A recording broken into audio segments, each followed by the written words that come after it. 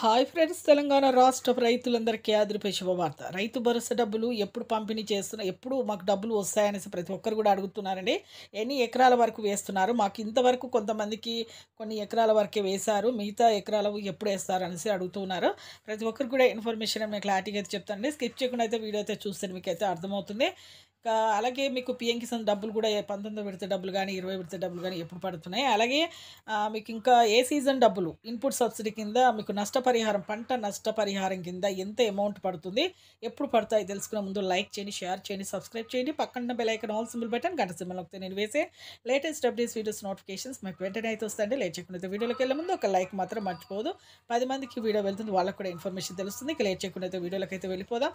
రైతు భరోసా డబ్బులు అయితే ఇప్పుడు 6 ఎకరాలు అయితే ప్రస్తుతం అయితే వేస్తున్నారు. అయితే 10 ఎకరాలు కూడా వేస్తాము అనేసి కూడా చెప్తున్నారండి ప్రతి ఒక్కరికి కూడా. అలాగే ఇప్పుడు ఒక్కొక్క గ్యారంటీ మేము అమల్లోకి తీసుకొస్తున్నాం కాబట్టి ఒక్కొక్కటి మేము చేస్తూ ఉంటాము అని చెప్తున్నారు.